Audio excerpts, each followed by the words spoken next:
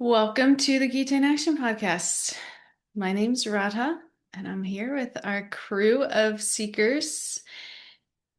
We come together, we read the Bhagavad-gītā, we relish its ancient wisdom and its still relevance to our lives. And we try to grow together. We're a spiritual family that comes together to grow together and support each other and uplift each other. And it's working. It's working.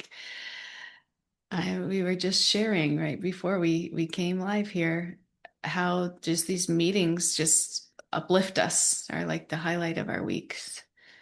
And it's funny, my boss was asking me to go to a program at his house one night, and the programs are always so late over there. Like they go till like 11, which is like just killer for my sadhana. I like to wake up early and meditate and study, and so I rarely go because it just messes up my whole sadhana.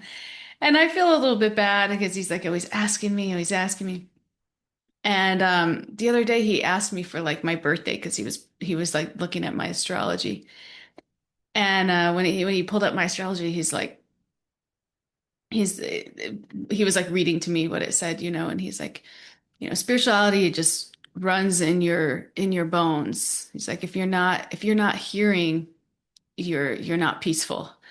And I was like, see, this is why I can't go to your programs. I have to wake up and meditate and have that time, that private time to myself for my studies. And he's like, I didn't have to look up your astrology to know that without studying, your mind is not peaceful. It's like, that's everybody. Without studying, your mind is not peaceful.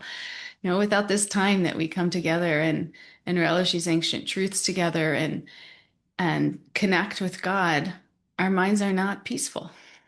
Our minds are not peaceful. So this, whether we know it or not, but as we start to take the medicine, more and more we experience its effectiveness and we get very attached.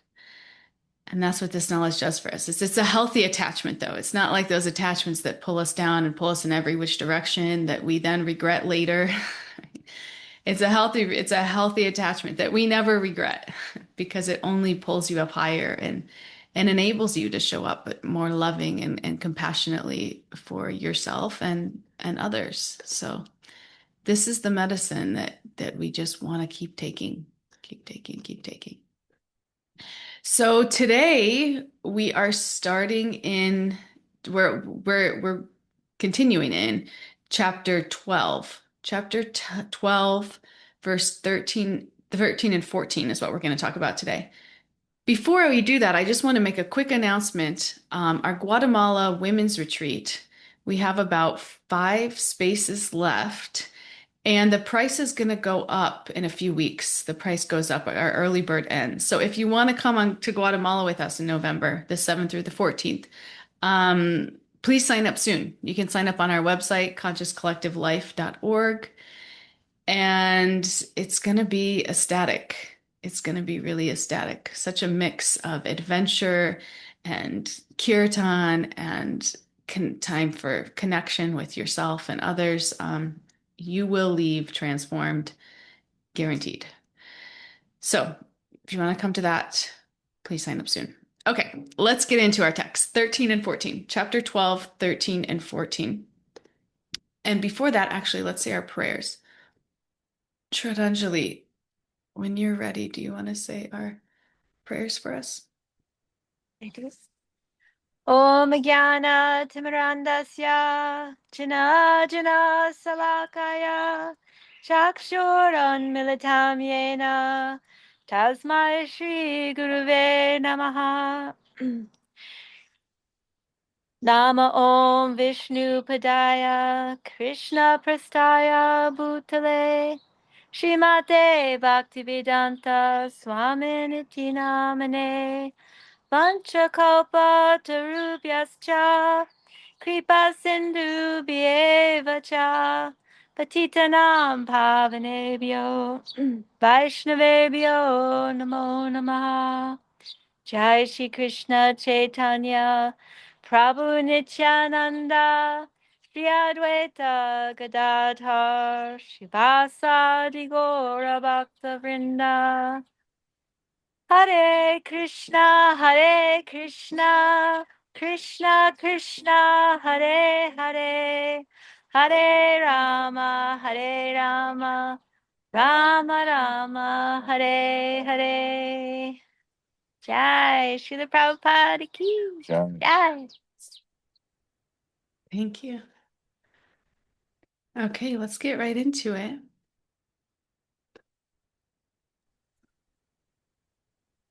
Um, okay. 13:14 is where we are. One who is not envious, but is a kind friend to all living entities, who does not think himself a proprietor and is free from false ego, who is equal in both happiness and distress, who is tolerant, always satisfied, self-controlled, and engaged in devotional service with determination, his mind and intelligence fixed on me. Such a devotee of mine is very dear to me. Wonderful. Thank you. So as we're moving through chapter 12, it's a pretty short chapter. I think it only has around 20 verses. And we're moving to the third section now of chapter 12. The first section we talked about how worship of Krishna's personal form is higher than worship of the impersonal aspect of the absolute truth. And then in the section we just wrapped up, Krishna compassionately meets us where we are and explains the various levels at which bhakti can be practiced. So he gives us that ladder of devotion. We talked about the ladder of devotion just coming lower and lower to meet us wherever we are, so that wherever we are, we can progress. So now we're coming up to the last section of chapter 20, and we're beginning with verse 13. And Krishna is shifting the discussion again. And so the question is no longer, what is bhakti or how do I practice bhakti? Krishna now begins answering a different question, and that is, what kind of person does bhakti gradually make us become? So what are the fruits of this practice?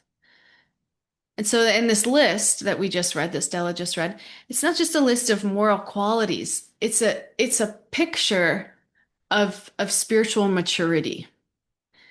It shows us what happens when devotion begins transforming the heart. These qualities they're not something that's like, faked, or there's something that develops as a byproduct when bhakti rises in the heart. So it's a picture of a spiritualist. And one thing I want to address before we get into all of the different beautiful qualities is this last little bit here in this sentence when Krishna lists all these qualities and then he says, such a devotee of mine is very dear to me. And we shouldn't get confused here that this means that Krishna doesn't love everyone equally, because we know that he does. He tells us that through the Gita repeatedly.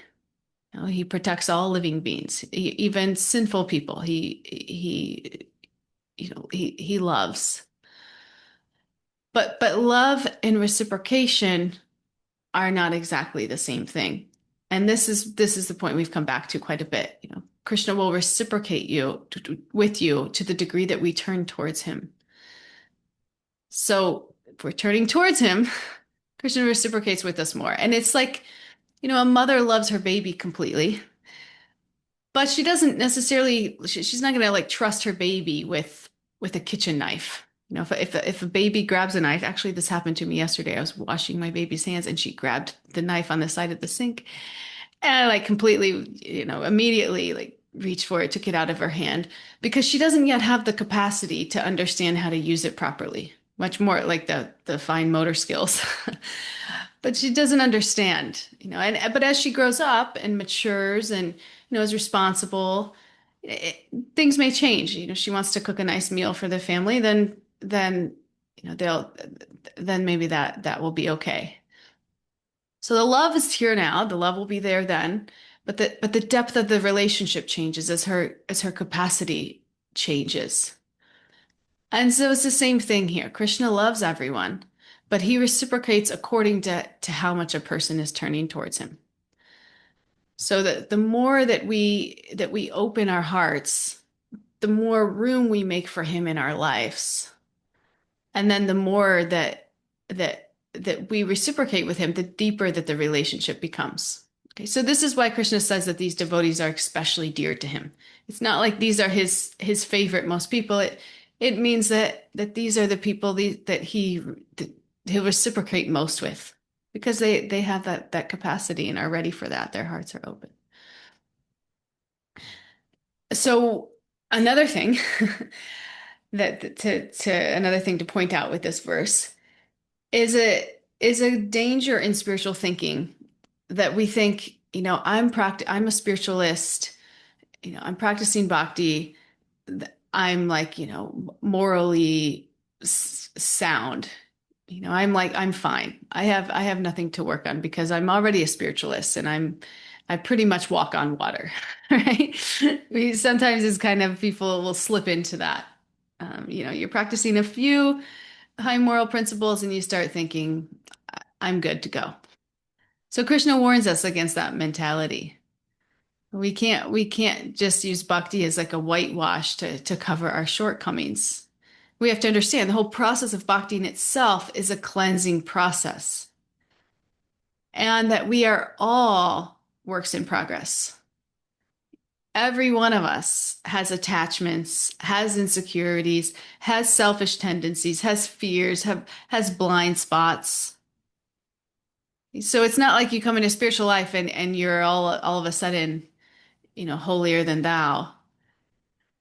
No, the only difference is that through bhakti we're allowing Krishna to work on us. Doesn't mean that we're automatically cleansed. It's a process. But without the spiritual connection, the progress could take lifetimes, and there'll be lots of setbacks and regressions. But if we're consciously cooperating with Krishna, this transformation becomes accelerated. So coming into bhakti is wonderful, but it doesn't mean that you're completely cleansed. It means that you're a work in progress, but you've started, and you're allowing Krishna to work on your heart. You're allowing him to challenge your ego, to help reshape us. And what does this spiritual maturity actually look like? I heard once, I feel like my guru said this to somebody, but I don't want to put words in his mouth. But this concept that once we become spiritually mature, it's like we become childlike. Not childish, but childlike, meaning we have this like innocence of a child with the maturity of an adult. And this childlike innocence is so sweet. Like a child can walk into a room and instantly they soften even like the roughest person in the room. But as charming as they are, children are also kind of naive. They can be easily fooled. They make decisions without thinking through the consequences or even knowing the consequences because sometimes they just don't even know any better. And so this is what makes parenting a full-time job. It's like parents aren't just protecting children from the world, they're protecting them from themselves. Like yesterday when I had to take that knife out of my child's hands. But as children grow, they gain maturity. They become more responsible and more self-controlled. They learn that not everything revolves around getting what they want right now. At the same time, as they grow, many times adults start to lose their innocence. It's like life disappoints them, people hurt them, plans fall apart, and they become a little bit hardened. They become cynical, guarded, suspicious, manipulative. And it's like, wouldn't it be wonderful if someone could keep the innocence of childhood while gaining the maturity of adulthood? And this is a spiritualist, someone who's gentle without being gullible. They're wise without being cynical. They're childlike without being childish. This is a saintly person because their consciousness is no longer centered on the body or the ego. It's centered on the soul and on Krishna. And it's from that spiritual platform that they're able to bring together the best qualities of both childhood and adulthood. It's sweet.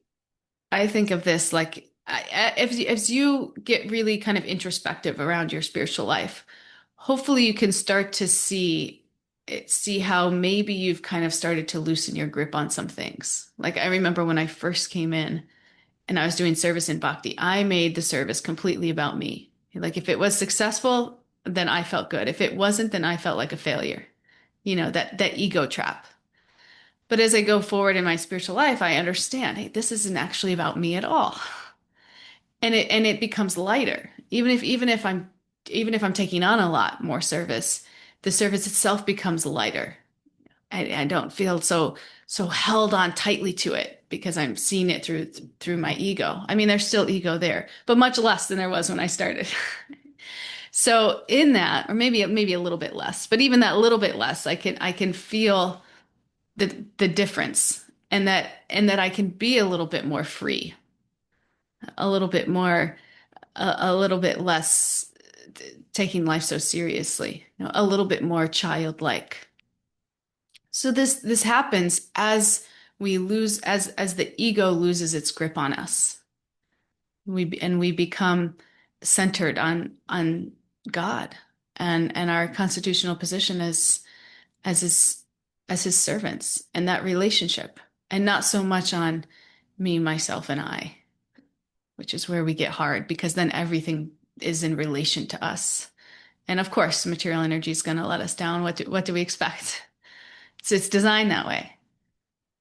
But if we're taking shelter in God, life becomes blissful, becomes sweet. There's nothing to make us cynical or hardened or guarded or suspicious. God's our best friend.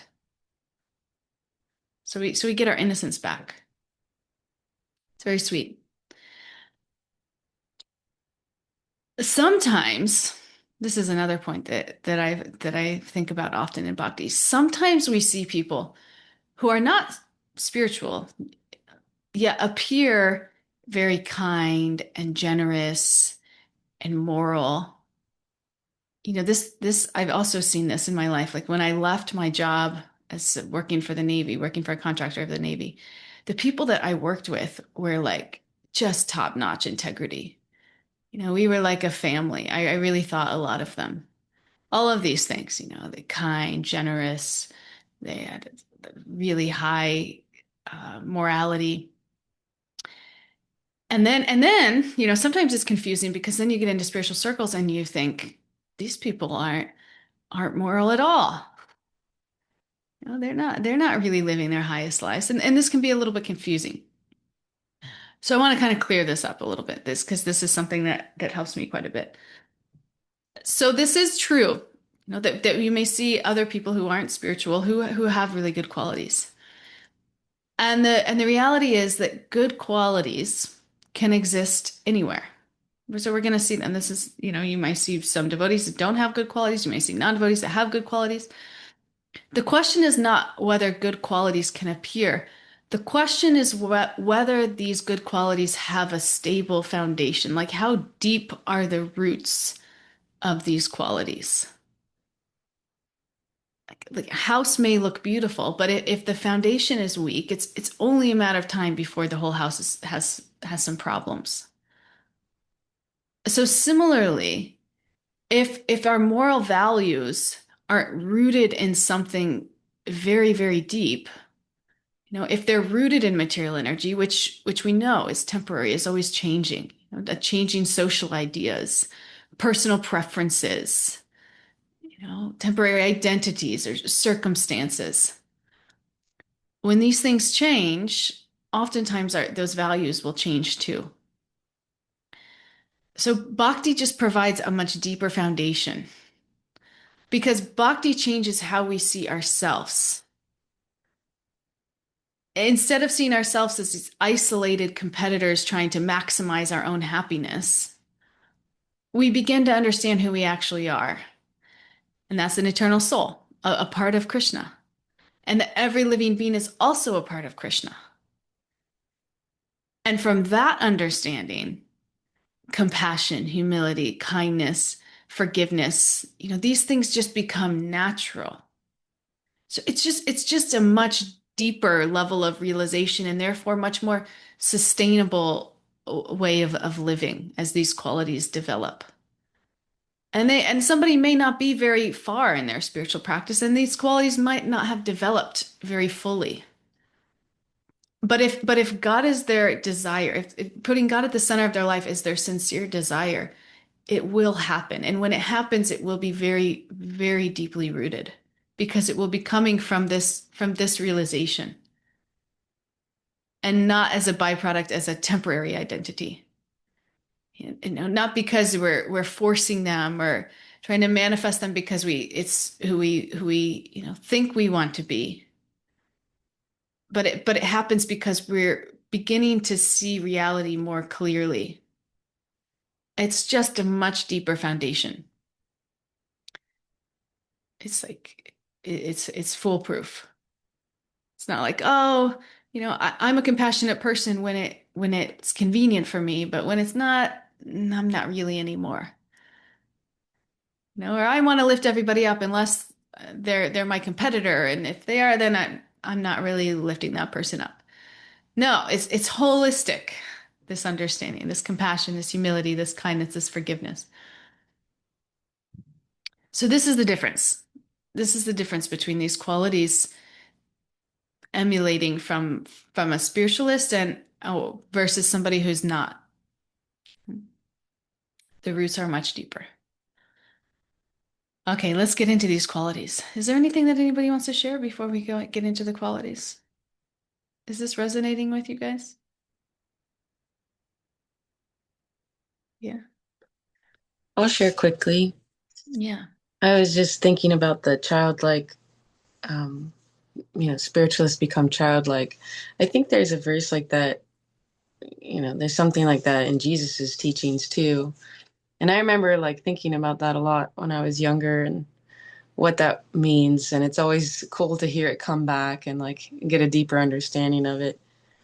And as you were speaking, I was just thinking like, yeah, children, they don't have any judgment.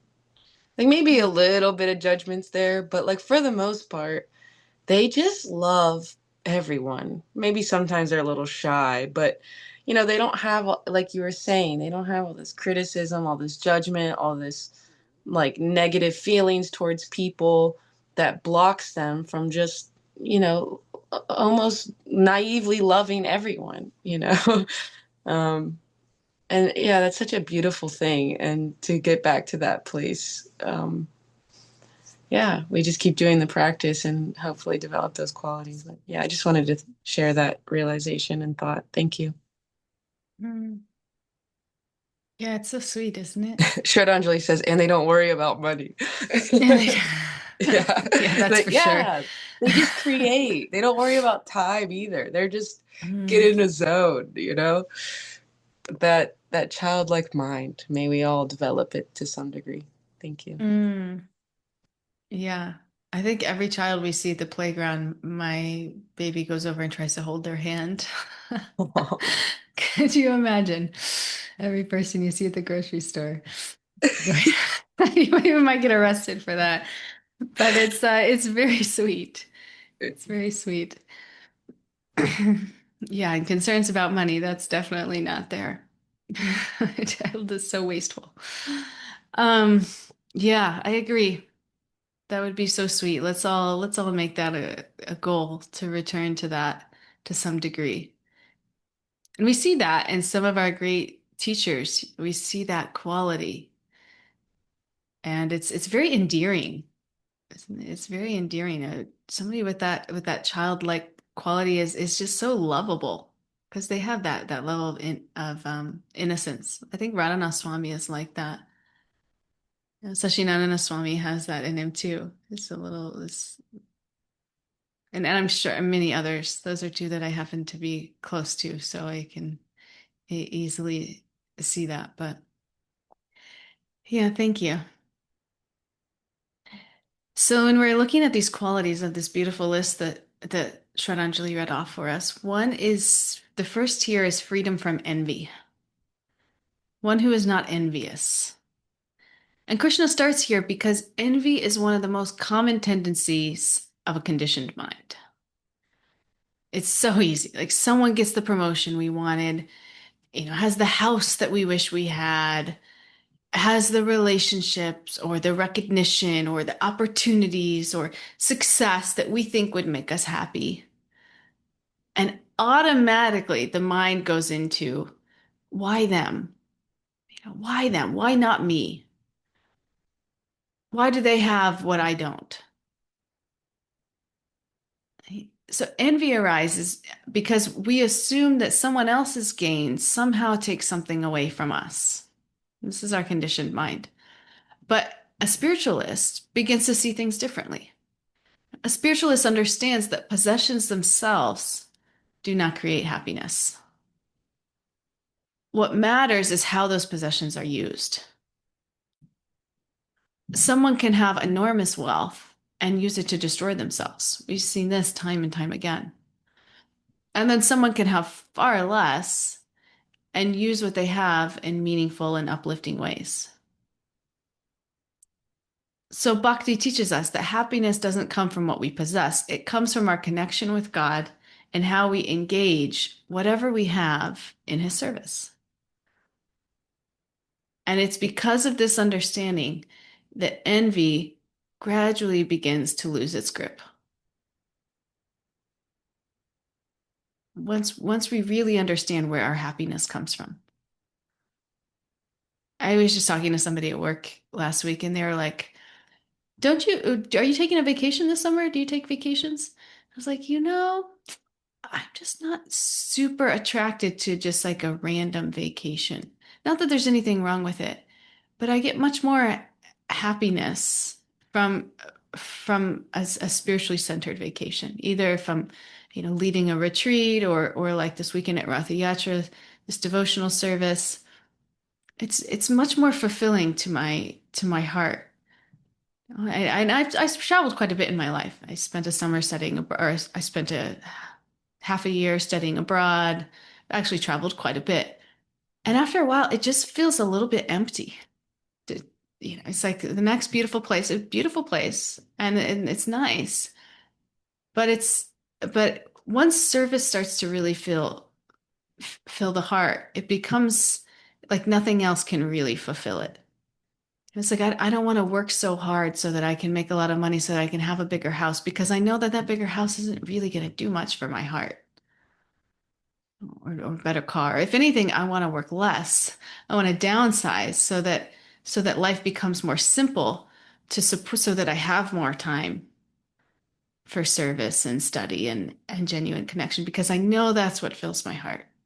So as we start studying, as we start practicing, this realization will become bigger and bigger and clearer, and naturally we'll gravitate towards those things over time.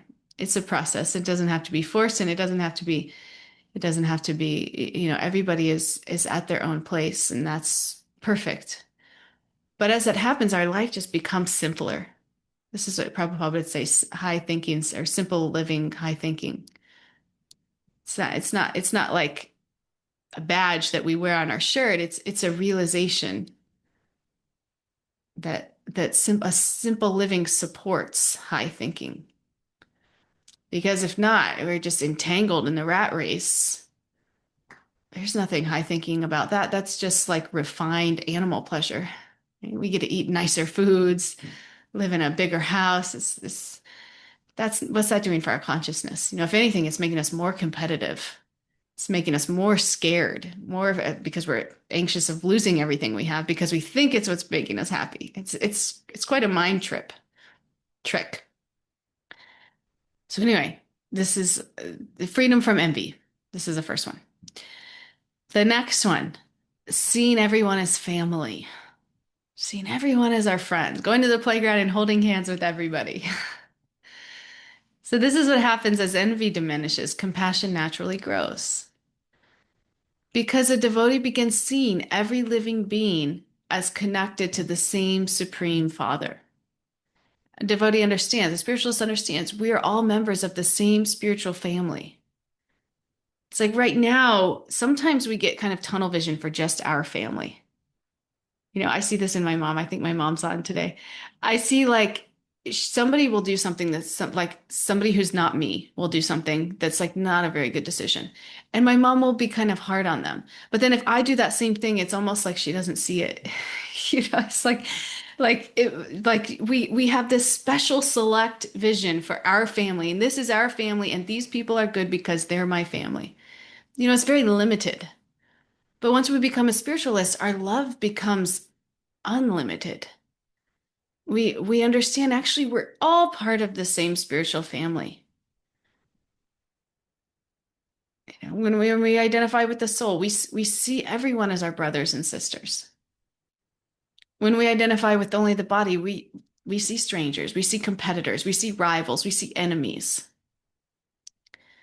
So this equal vision, this seeing everyone as our friend, it doesn't mean that we're going to agree with everyone.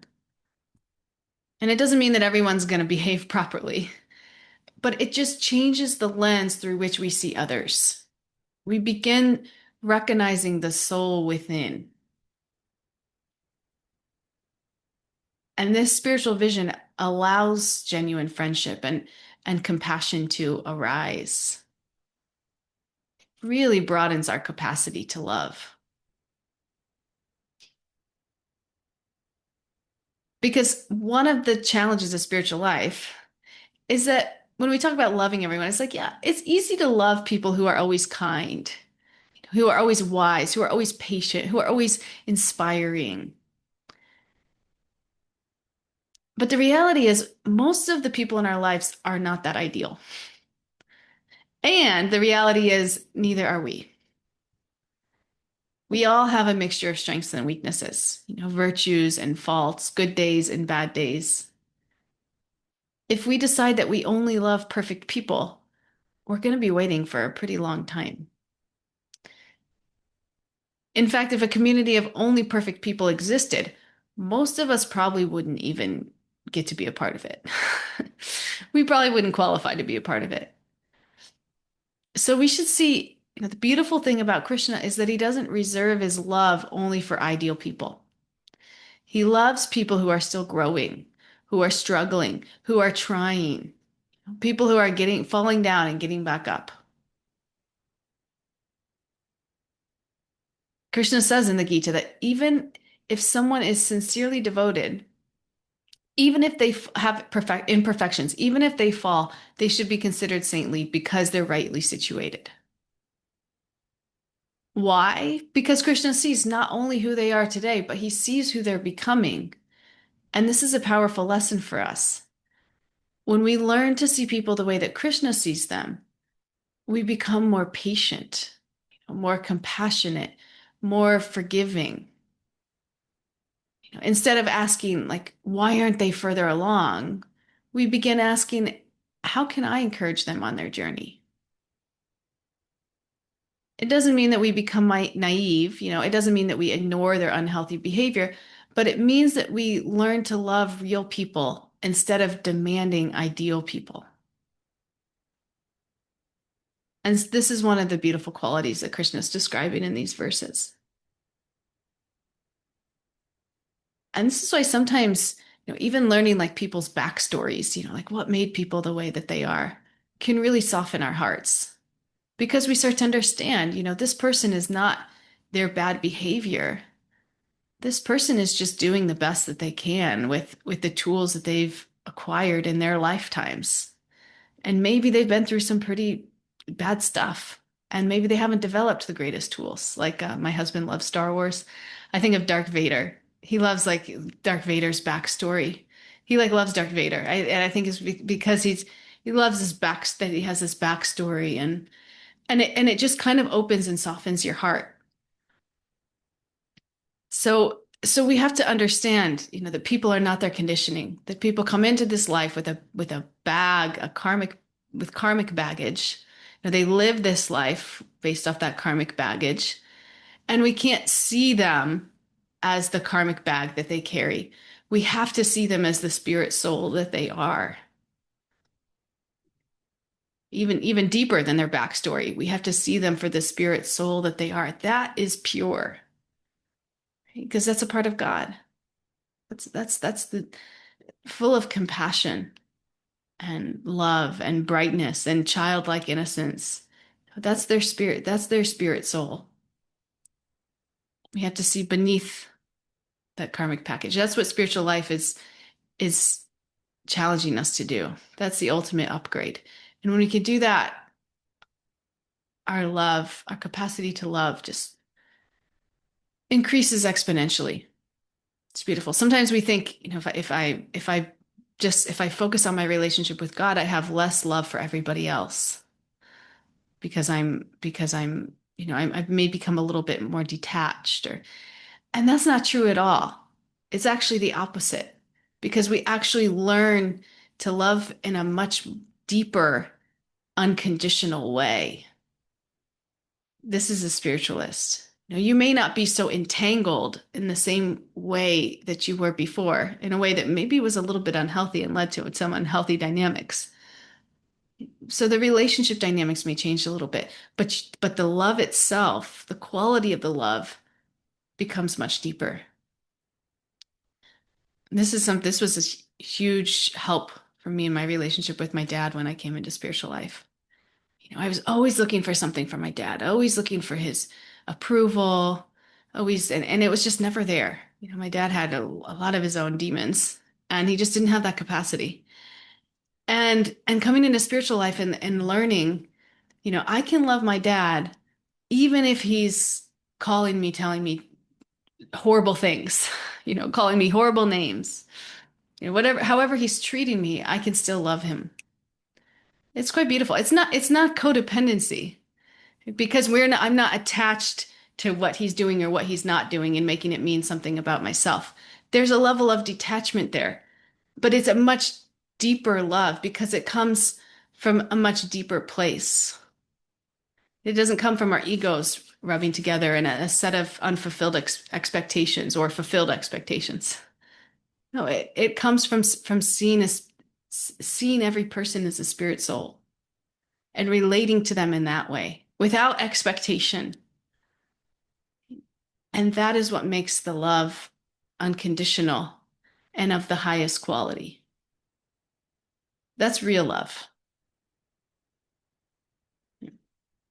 And not that I'm an expert at it, I'm not at all. I have a long ways to go, but just a little bit of progress we can feel, just a little bit of elevation we notice in our own lives. And that builds faith and becomes inspiration to keep diving into the ocean of love, because it will just get greater and greater. It's unlimited. And spiritual wealth changes everything. This is the next quality. Krishna describes a devotee as being free from possessiveness. So this doesn't mean that a devotee doesn't own anything. It means that a spiritualist understands what their greatest possession actually is. So it's like, imagine you're holding a $5 bill in one hand and $1,000 in the other. If you lose the $5 bill, you might be disappointed, but probably not devastated. Be like, oh, that's a bummer, but I'm just going to let that go. But imagine that all you have is $5. All you have is $5. Then suddenly every gain and every loss just feels enormous. So we know in spiritual life, material pleasures, possessions, positions, praise are like that $5 bill. Our relationship with Krishna is like the $1,000 in the other hand. So to the extent that our spiritual connection is weak, we become greatly disturbed by material gains and losses. It makes sense. That's where we're taking shelter. We have to take shelter somewhere. If we're not taking shelter if we're not taking shelter from God, then we're taking shelter from these material possessions and pleasures and positions. Of course, if we lose some of those things, it's going to feel huge. It's going to shake us. But as our relationship with God deepens and we start acquiring our spiritual bank account and it starts building, and suddenly we're up to $5,000. When that $5 bill turns into four, we're hardly even going to notice because our spiritual bank account, we got $5,000 over here. What's 75 cents over here? It's nothing. What 75 cents could be? Yeah, I lose my car. Okay. So as our relationship with God deepens, those same ups and downs lose much of their power over us because we know where our real wealth is. Or like, somebody criticizes us on the internet.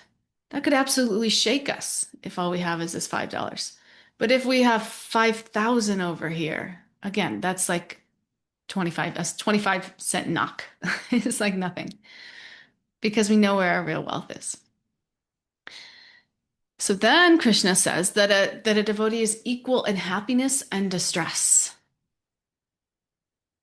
So this doesn't mean that we become numb. Again, it means that we develop perspective. Perspective. The pleasures and the pains of this world are temporary. The soul's relationship with God is eternal. And because the devotee is drawing nourishment from that deeper connection, we're less controlled by those externals. So this is why Krishna is saying that a devotee is satisfied. Not because everything's perfect, not because everything's going according to their plan, but because they've discovered something deeper than those circumstances. They've discovered relationship, they've discovered service, they've discovered connection. And they know those things are available regardless of what's happening externally.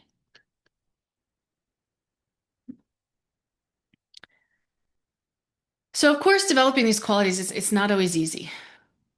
There's a lot of times as spiritual practitioners, we fall into two traps. One is that we become very sentimental and we become like kind of a puppet of our emotions. If we're feeling inspired, then everything's wonderful. Then when the inspiration's gone, we doubt everything. So in both those situations, we're allowing our feelings to determine our faith. But we have to understand, feelings are like the weather. They're going to change. And bhakti requires something deeper than emotional highs and lows.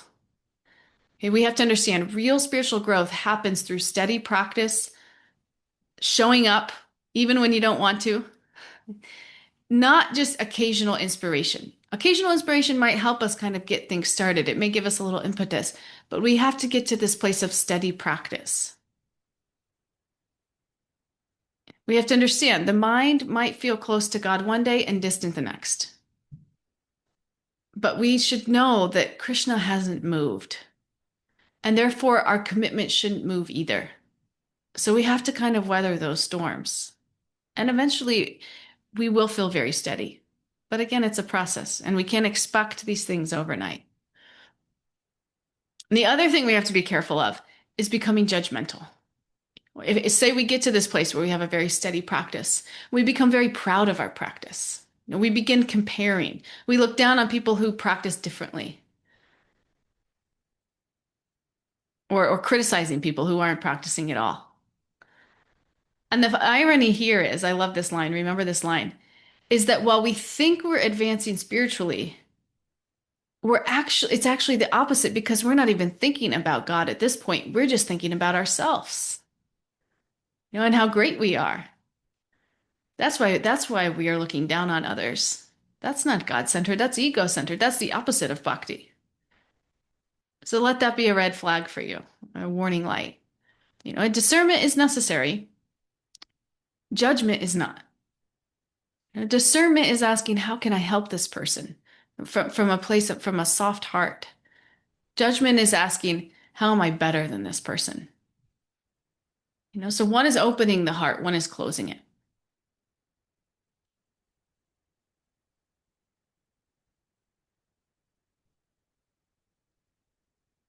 Oh wow, we're running out of time here, aren't we? So the point here is, I'll just do a couple more points. The point is these qualities, developing these qualities requires practice. It requires practice. We may see some of these qualities in advanced devotees and we think like, okay, but they're just really high and I'm not there. But we should understand that even they at one time were a beginner. Nobody wakes up one morning completely free from envy and ego, attachment, impatience, selfishness. These qualities are developed, they're practiced. People, they take struggle. Every saint has fought battles with their own mind. If not this life, then past lives. Every saint has fought battles with their own mind. Every advanced spiritual practitioner has worked through the gunk in their heart. They've learned lessons through mistakes, through setbacks, through sincere efforts. So we shouldn't be discouraged by the struggle. The struggle is part of the path. And in many ways, when we're struggling, the fact that we're struggling is evidence that Krishna is already working within us if we choose to see it like that.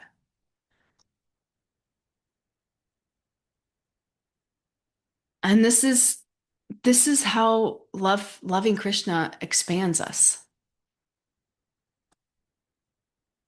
I one more example. I when I was at Rath Yatra this weekend, there was one night where we all made pizza together. And the different ladies were making pizzas, and I was taking care of Prema, so I wasn't cooking. But some ladies were more particular about like what they wanted on their pizza than others, and like so they would just like make their pizza and put it on their own plate, And then there was the countertop, and it was like a conglomerate of all the different pizzas. So when it was time to eat, I wasn't thinking anything of it. I just like took the first piece that I saw, was eating. And later the next day, one of my friends was like, "Oh, I was so hungry last night because you ate all my pizza." And I was like, what are you talking about? Everything was on the counter. I had no idea that was your pizza, And she's like, "No, that was my pizza." I was like, "Oh my gosh, I'm so sorry. I had no idea." And my immediate, I was talking to him, I actually shared this with my boss because I was kind of like turned off. Like, this just makes me not even want to be around. It was like that was my gut reaction because I was like, why didn't you just put it on your own plate or like put a sign on it or something? Like it was just sitting up there with everything else. How was I supposed to? Like I immediately was just like frustrated. And my boss was telling me like, no, this is good. This was good because it will help you to develop sensitivity. It's not like about placing blame or it's about as spiritualists, we want to become more sensitive to other people. And my knee-jerk reaction, because I'm such a runner, is just like to run from this person. I'm just like, okay, I'm not gonna be entangled. So I felt this is entangling. But no, and actually we ended up having a nice conversation about it. I had a nice conversation with this person and it was very sweet. And we kind of, grew together in that. But that's the point, is that loving Krishna expands our love. It takes us out of our unconscious, knee-jerk reactions of the way that we'd handle things and show up. And it puts us in a place of like that what would Jesus do bracelet. That was like a thing. It puts us in a place of of purifying our love. We become more sensitive, we become more compassionate. Krishna describes the devotee as someone who's friendly and compassionate towards all living beings. So it expands the heart. We are not holding back our love based off of our hidden fears or, who's going to reciprocate in a way that we want them to. We are not loving cautiously. We're not loving conditionally. We learn to love freely because we've learned to direct our love towards Krishna. And in that, Krishna reciprocates perfectly. We don't have to be afraid. Krishna reciprocates perfectly. And because that relationship is spiritually nourishing, our heart becomes fuller rather than emptier. And then from that place, we give love to everybody else. Krishna's he's the source of all love. So the love we offer to him, it doesn't remain confined to him. It expands through him. And this is how we love everybody else. Not based off of if they made me feel bad because they blamed me for taking their pizza. Our love comes from an overfilling cup. And that cup is full from connection with source. And then we're loving people through him, and our capacity to love increases so much greatly. It's like watering the root nourishes every leaf and branch of a tree. This is how we learn to love people. It becomes much bigger. So we become more loving because we're connected to the source of love itself. Okay, so just to wrap up here, Krishna's final point. These verses are not describing perfect people. They're describing what happens when imperfect people, like us, allow Krishna to transform their hearts. They become less envious, more compassionate, more steady, more humble, more loving. Not through self-improvement alone, but through sincere connection with Krishna. And Krishna says that such a devotee is very dear to him. So that's where we are today. That's all that I had for you. Do we have any shares or highlights before we end for the day? Let's see. Hare Krishna, Mataji. So, Yeah. I don't know, it's been just like 2 to 3 weeks that I have been associated with this group. And what I see is most of the things, whatever you told, resonated with the thoughts or what is going in my mind for the past 2 days.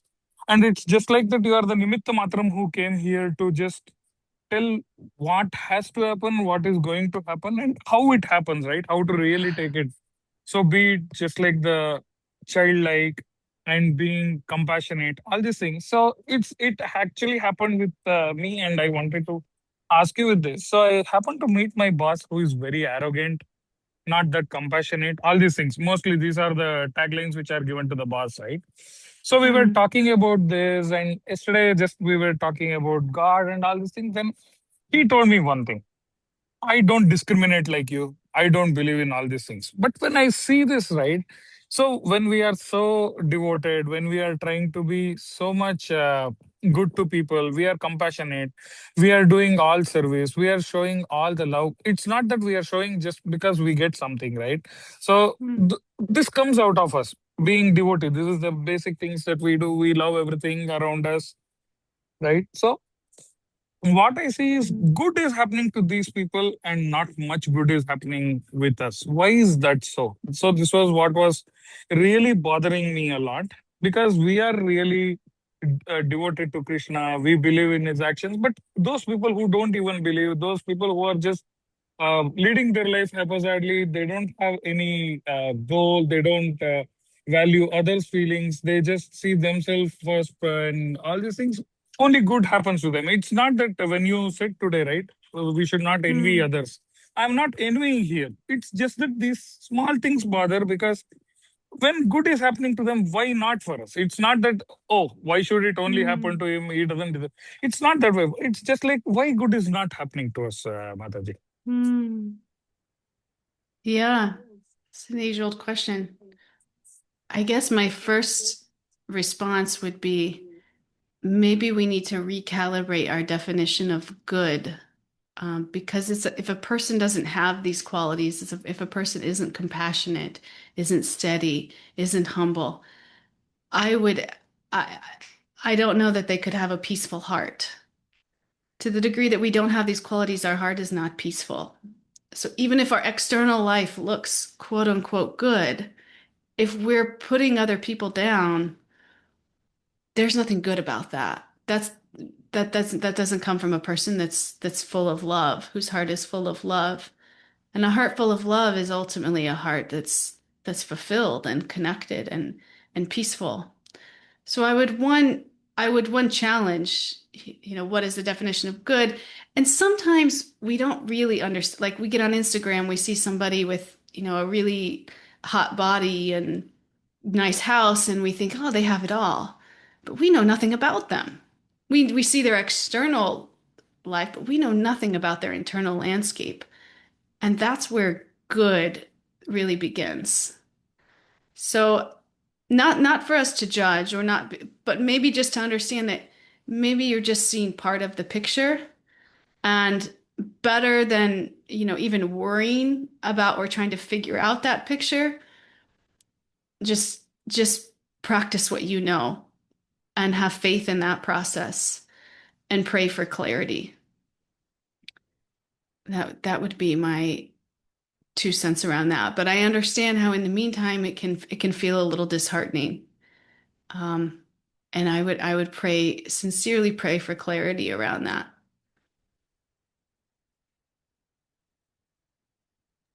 Understood, Mataji. Is there a way we can make them feel that whatever you're doing brings so much of uh, what do you say? It does not make me feel happy. The way how you treat people or the way how you behave with people, because you are not compassionate, you don't have love.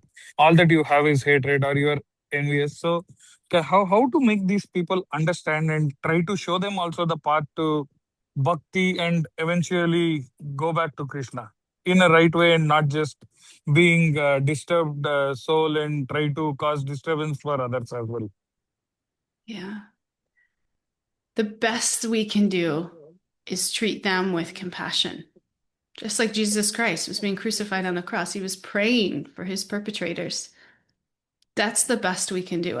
To really invoke a real change of heart in a person, it has to be experienced. It can't be lectured. They can't be told what you're doing is hurting. A lot of times that doesn't really get us very far unless their heart is already very open to you. And if what you're saying, this is your boss, and that may not be the case. So it maybe just being that example with detachment. You're not being that example so that they realize and they change. You're being that example because in service to God, in service to God's child. And you're loving them through that. And if they feel that love, that's the best chance of their heart changing. But we can't do it for that either because we're not God. We're doing it in service to God. We have to understand that. But I would challenge you, and that would be beautiful for your spiritual practice. When you're being treated in a way that you think is garbage, respond with love and compassion. And do it over and over and over again in service to God. Not trying to control the situation, not trying to be a doormat, but do it in service to God. And pray for clarity.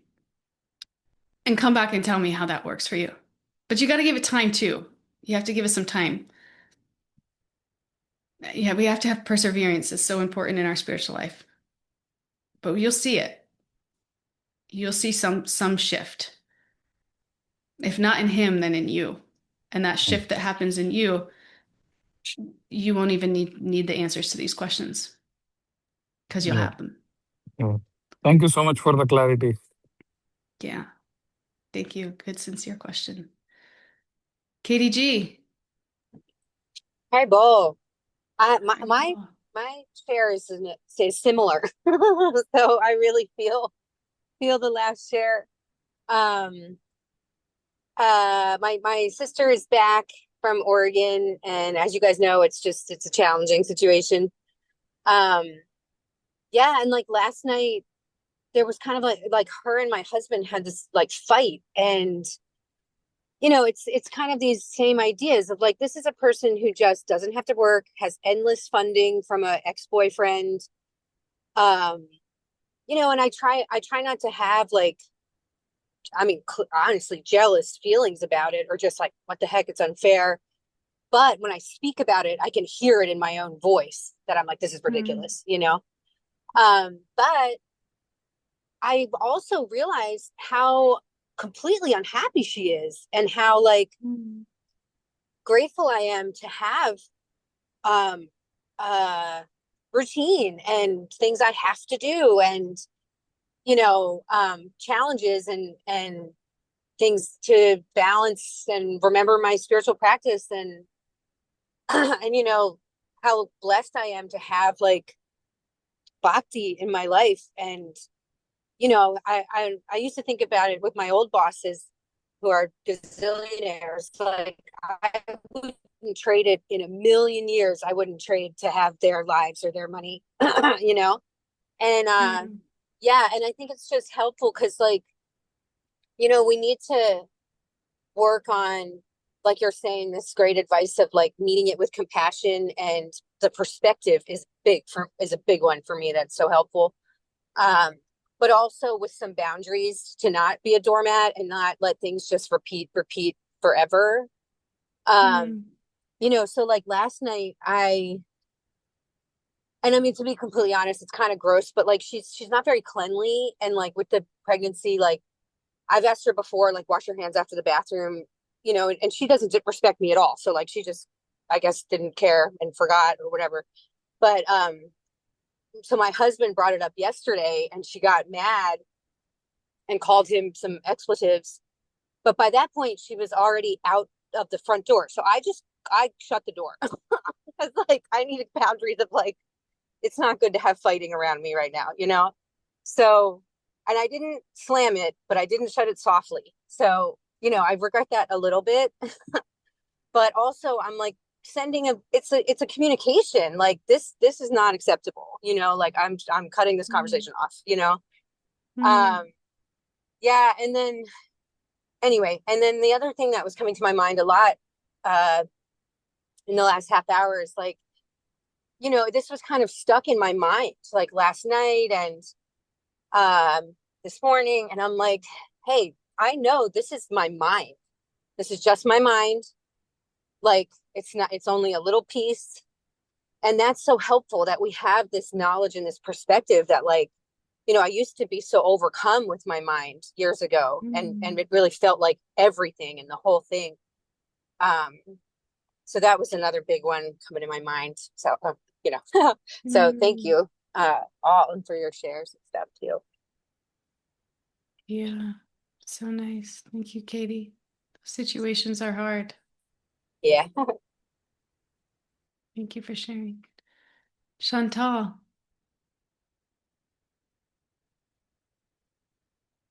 Situations really are hard. And forgive me, I didn't catch his name, but the gentleman that spoke before Katie, I kind of want to piggyback off of something he was saying. Because this week has been hard for me. My kids are in summer camp, 2 summer camps, actually. One, my oldest is volunteering. My youngest got a scholarship to go. The second one is a free summer camp. But with the summer camps and having to pack kids' lunches, which means a little more food used through the week and gas used through the week. And we had just gotten married, and there's a lot of things going on. And financial situation is not good at all right now. And I've found myself a couple times this week being very anxious, being very curious as to why life has to be like this for myself right now. So he had said something. It's not a matter of why isn't my life as good as them? How come it's just not good right now? Right. So I found myself playing with that a little bit this week of it's very stressful. How come after everything I've done, after, I'm teaching, I'm working, I'm doing, why do I find myself in this position right now? And then it always comes back to my mind. It was a line that Ram Dass said, suffering is grace. Just because it's not good as far as we define it right now, hindsight is 2020. And I've had to find myself saying, I'm going to give it to Krishna. I'm going to give it to Krishna. I'm going to give it to God. Everything is exactly as it is. And there's a reason why I'm walking through fire right now. And maybe it's to humble myself. Maybe it's to remind me to be better at budgeting and keeping bills together. Maybe it's a reminder that sometimes life is not always rainbows and butterfly, and to build resilience. I don't know. it kind of popped up into my mind. And Katie and the gentleman that spoke before, they both said things that kind of triggered that. And I have to remind myself, suffering is grace. There's always a reason. But not to envy others for what they have, or not to envy what I used to have, or cling or attach to a better financial situation 3 weeks ago, or hope and grasp for a better, smoother schedule next week after summer camps and backs and forths, right? I'm trying to remind myself to just live in the moment and give it all, just like last week, right? Give everything I'm doing to Krishna. That's my reflection for today. Wow. Really deep and beautiful. Thank you, Chantal. Yeah, ultimately, everything in this life is meant to turn us back to Krishna. Everything that we go through, every circumstance, this life is like a hospital, and we're sick because we're spiritually disconnected. And it's intended to heal us, and it teaches us through experience, through experiences, through mistakes, through great teachers that walk in. And to the degree that we're looking to get better, we will get better. If we're looking to, lay in that hospital bed helpless, that may happen to us too. But everybody that's on this call, that's listening to this now, this is the commitment we've made together. We're committed to getting better. And this is the treatment, this wisdom, this practice. And you may feel like you're getting tested. Your hospital bed may get pretty uncomfortable. You may not bring your meals on time, but don't let that distract you from taking the medicine, from the healing that needs to happen. Let that only inspire you to overcome, because that's what's available for us if we do. So that's all the time that we have today. Thank you all for coming and for sharing so sincerely. And this was nourishing.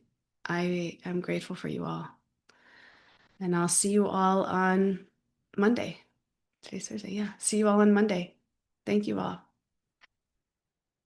Hare Krishna. Thank you. Hare Hare Krishna. Krishna. Hare Krishna.